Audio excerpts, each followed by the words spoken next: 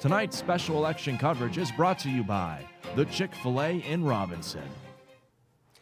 Good evening and welcome to RMU-TV's special coverage of the Pennsylvania 18th Congressional District Special Election, brought to you by the Chick-fil-A in Robinson. I'm Sam Anthony, and alongside me is Logan Carney. And Logan, the polls closed at 8 p.m., and after the voters flocked into the polls all day, what do we know so far? Well, Sam, thank you very much for introducing me. And we do already know some of the numbers that are just now starting to pour in. We got Connor Lamb leading the way, 57.86% of the vote, with Rick Saccone, 41.57% of the vote, and little Drew Miller there, the Libertarian, with 0.49%, just 199 total votes in this one.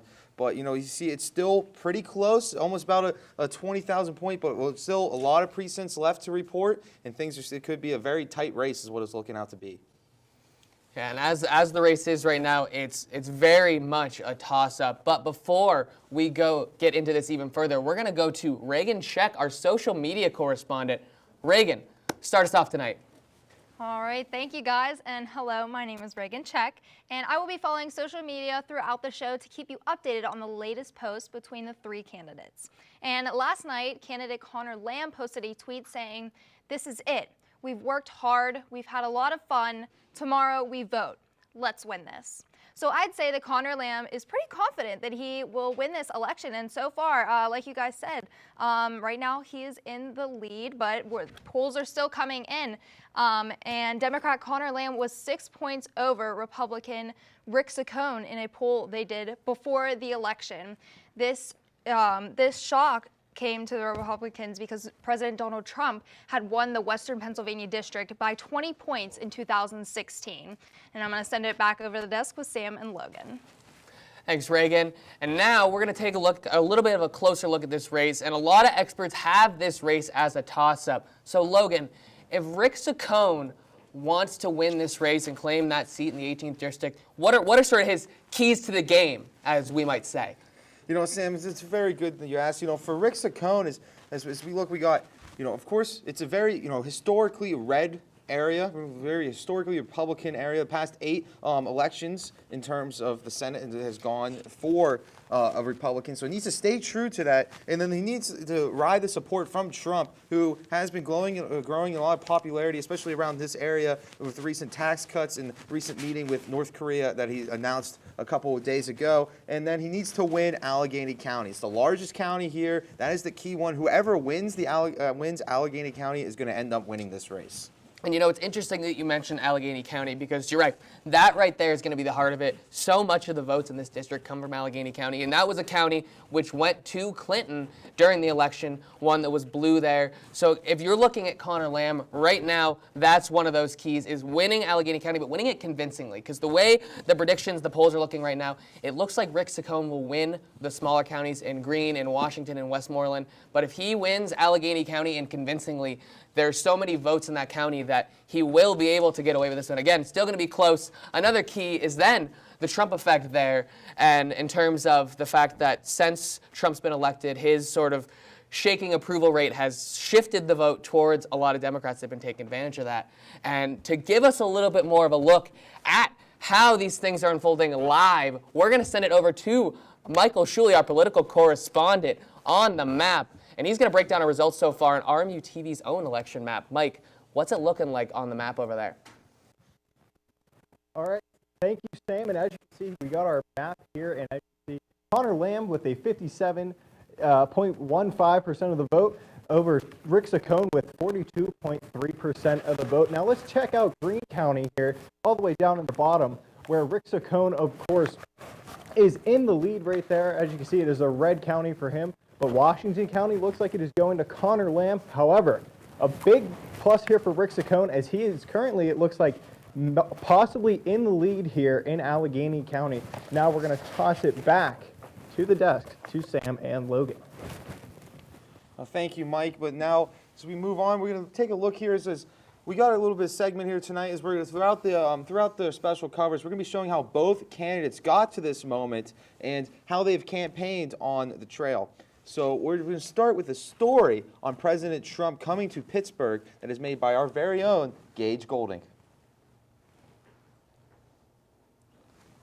Pennsylvania today here at H&K Equipment in Coraopolis to mainly talk about his tax reforms, but as well give his vote of confidence for Representative Rick Saccone.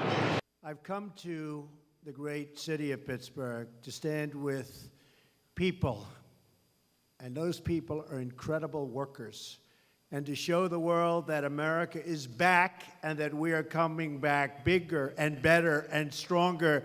President Donald Trump came to Pittsburgh, Pennsylvania to rally for State Representative Rick Saccone, who is running for Congress in this special election coming up in 2018, as well as talk about his tax reform and how it benefited Western Pennsylvania residents and businesses already.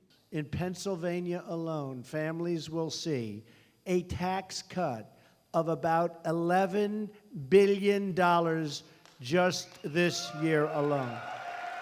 President Trump was proud to report that H&K will be investing $2.7 million of a capital investment back into its plants here in Coraopolis. Apple just announced they are giving their employees tax cut bonuses worth $2,500 each. And because of our business tax reforms, Apple has just announced that they are bringing $350 billion and putting it into investment into our country. $350 billion. Trump was excited to report that over 2.2 million jobs have been created since the election. Trump also reported that the unemployment rate is now at an 18-year low.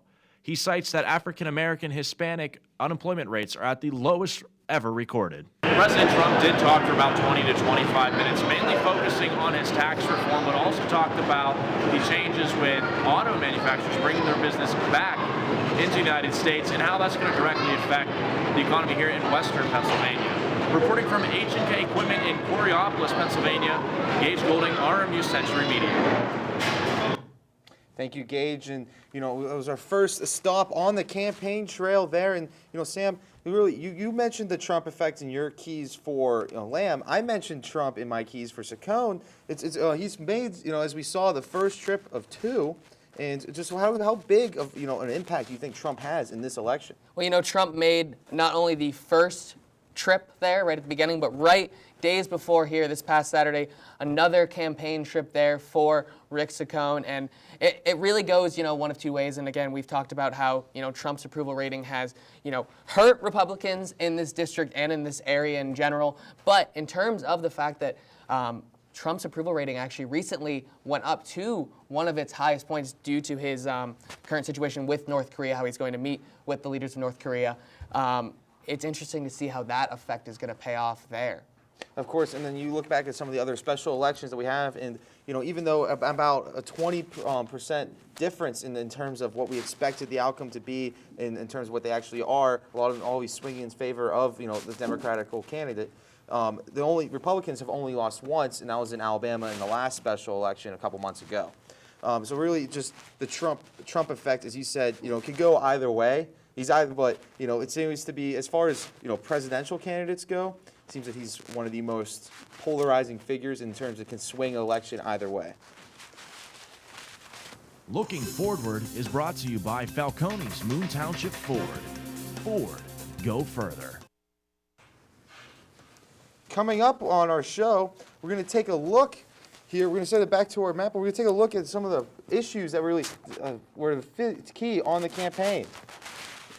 That's right. We're also going to take a look at the debate breakdown roundtable, Logan. We're going to get to sit down with Professor Moretti here of Robert Morris University. He's going to give us a breakdown of, really how that affected the election. And then former Vice President, Joe Biden was out campaigning with Connor Lamb this past week as he made his final push. So we're going to talk about the effect of Biden helping out Connor Lamb, perhaps.